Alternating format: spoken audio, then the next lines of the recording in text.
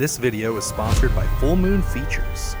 If you love horror collectibles, make sure to check out Full Moon's Tiny Terrors. Stick around for more information at the end of the video, or go to the website in the link below.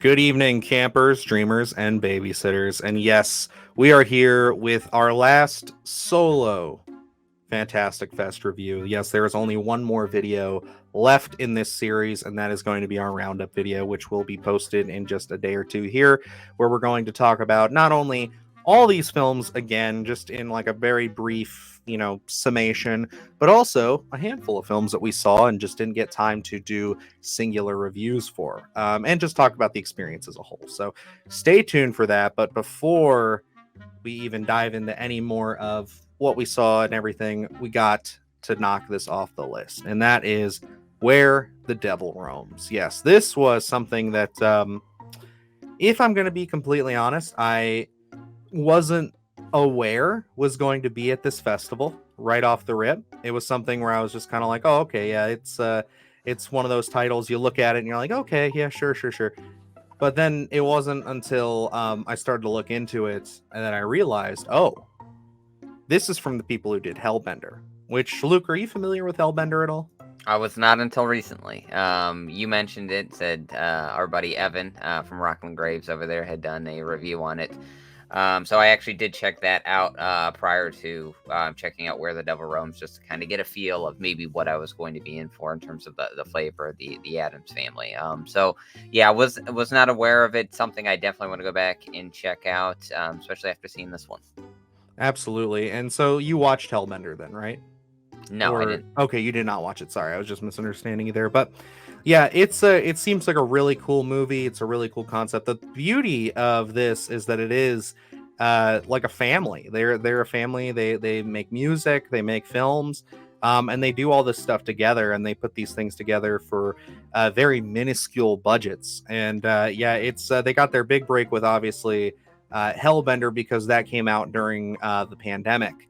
So, it's one of those things where it's kind of like, all right, cool. So, this kind of has this niche of being very low budget, but I got to say, very creative in the way that they tell their stories. Very interesting how they go about writing these and presenting them. And so that gets us into Where the Devil Roams, which, had a lot of hype behind it. We got to see it a little bit late. It wasn't something that we got to see actively during the festival. We got it about a week later. And I had already heard a lot of hype behind it. So, Luke, how did you feel about Where the Devil Roams? And as we talk, sometimes I use that term. I've used it a few times, punk rock. And I got to say, the Addams Family here is the epitome of that term. I like to be able to kind of like point at something and be able to showcase in case that kind of terminology gets lost on people, where they are absolutely that DIY, do-it-yourself attitude to get things done, writing, directing, music, effects, all that type of stuff. Looking into this one, I didn't really know what to expect. Like you, I kind of started picking up on some of that hype as we were getting into Fantastic Fest.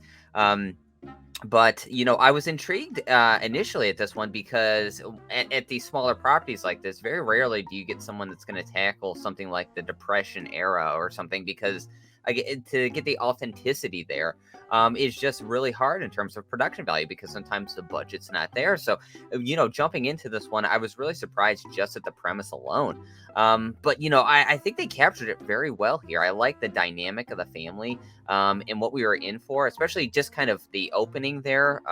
You really don't know what to expect. That kind of opening monologue, while they're, we just have one character explaining kind of everything, just a little thing about the devil, and you really don't know where this is going to go. And then there's a couple of really jarring scenes at the start of this thing, so it does get a little wild, but overall, I think this is such a unique take, so different, so refreshing from what I'm seeing. I really enjoyed it. Yeah, no, I feel the same way. I thought that this was very unique, very fresh, which is something that you look for when you go into a festival like this. You want to see these things that are going to be kind of, again, as I like to say, off the beaten path. And that is so what this film is. This film is very much, like Luke said, we're taking a shot here at doing this Depression era with a very minuscule budget. I know when we had spoken about it a few days ago, because you started it before me, you had said, it's ballsy to do a period piece like this with a very small budget, but I think that they really make that work. There are a select few times, and I think it honestly comes down to the very minuscule amount of CGI that is used in this. There's only a few points where I'm like, okay, yeah, that's definitely, you can see the budgetary restriction there shining through. There's one shot in particular involving some CGI fire that it's definitely noticeable, but I think the terminology of punk rock and just how stylized all of this is, from the way the story is told, the events of the story, and just how they're presenting it, you can forgive some of that, because again,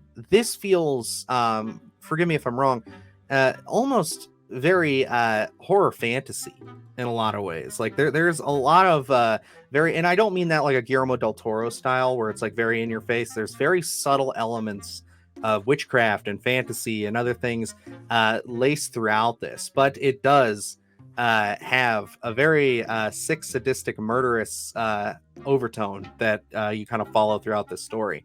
And it's just an odd blend that, you know, you would think in lesser hands it might not work, but they were able to make this work exceptionally well, in my opinion.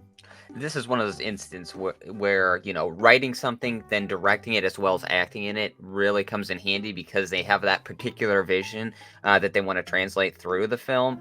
And, you know, I think, you know, if you have someone else write it, if you have someone else direct it, something's going to get lost in translation. But, you know, kind of having this family unit in a sense, and kind of everyone having their hands in the writing, directing aspect of everything, I think that really helps the film a lot. There are times in here where, again, this film is very stylistic, but, you know, there are times in here where we do have a cohesive narrative, but then sometimes we jump to almost feels like a music video in the little blurbs.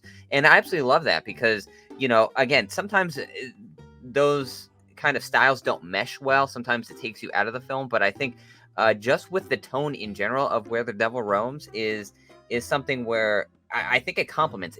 It's a little garnish. It's a little extra to the meal that we're having here, watching this entire narrative of a film. Just going into you know, the acting, I think was really well done. I think they play off each other a lot. You can tell that they just have this natural chemistry. Obviously, they're always together, so it's like, you know, I think just jumping into that kind of random discussions. You know, they have those discussions about religion or a dead tooth, and, you know, I think all that stuff just works really well. It kind of really builds the chemistry of this family, especially when there are some, I guess you would say, more so lighthearted moments, and then when you get into that really grim aspects. Absolutely. Yeah, no, they do have a really nice balance of chemistry here amongst the family members. And each of them are so unique in just the way that they're presented and acted, which is also, it's eclectic. It is a lot like, and, you know, it does have this background setting of a carnival or like a traveling carny lifestyle of like being almost in a freak show in a lot of ways, where it's like you see a lot of different characters with different backgrounds, different aspirations, different feelings. And, you know, I think that that's so played up in this family as well. I think that, you know, the three characters that we follow on screen are so much just this, you know, you have one person who's very headstrong about one thing and one thing that they do, another person who is kind of more the brains of the operation, but can't really get hands on, you know, just kind of speaking broadly, of course. And then, of course, you have our main lead, I guess you could say, and the daughter, who there is something special about her, but she's very quiet and she tends to watch and she takes in information and makes decisions. And, you know, I think that they all work really well together. You know, for this being such a small budgeted film, I think that they use their locations wonderfully. There's so much production value brought into this just by setting a lot of this into the woods and into things like, you know, the forests and the fields, and, you know, really kind of making you fall into the idea that this is very Depression era. And I think that they sell it really well. And I there isn't a whole lot that I can pinpoint out and say like, okay, well, clearly, you know, they're shooting in this modern day setting. I think there's one thing that stuck out to me and I couldn't even confirm, and it's such a small detail that it really didn't matter. Yeah, and like we discussed at the very beginning, tackling this kind of Great Depression era type stuff, and kind of being able to pin that down on a small budget. I think they made so much use of it by keeping these scenes so like condensed and confined, where it is a lot of the times we just have this discussion between the family, and sometimes then someone else gets involved, some sort of interloper or something like that, where you get to see this more so lighthearted dynamic between the family, but then once another person comes in, and then kind of wild things ensue, to not get too technical or narrow it down too much. But I think that was such a benefit of this film, where you're driving in a car, you're out in a field, you're by the water, you're in someone's house, where it's like we have this style that we have to be true to, so we can't open up these scenes so heavy that the budget's gonna increase, and then it's gonna be like, okay, so this doesn't look authentic. I think having that vision of, oh, we're gonna be in someone's house, and it's just gonna be the family and then one other person or two other people, really kind of keeping that condensed in a sense, really did help this.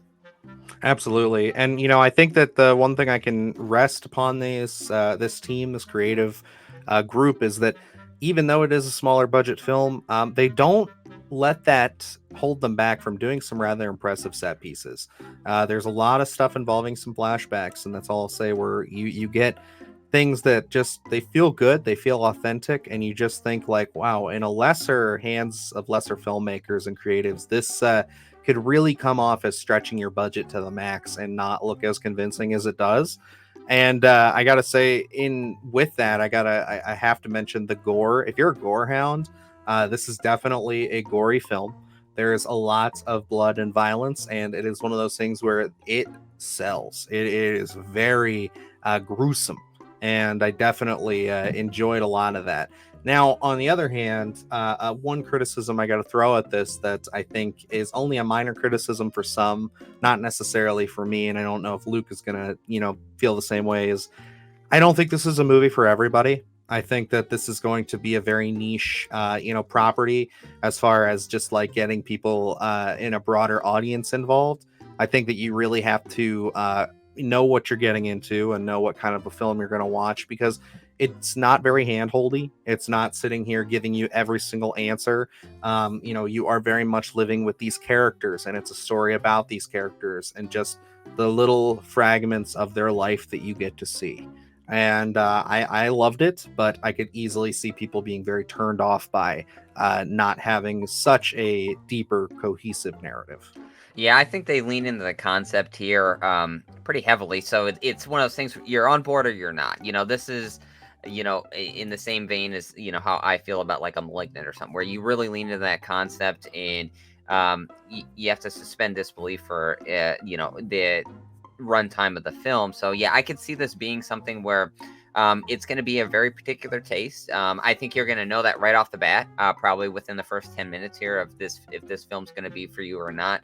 But I do urge people to kind of sit with it, because I think as you get farther into the film, I think there's more things that you find that you can like, especially knowing the backstory here. And I do recommend that people dive into the backstory of the Addams family here and kind of just understand where they're coming from, the love they have for this stuff, and know what kind of work they put into these films, because I think that is also a nice compliment to this film when how heavy the creatives are involved into this and kind of getting that vision out. But yeah, I think this is a very particular taste.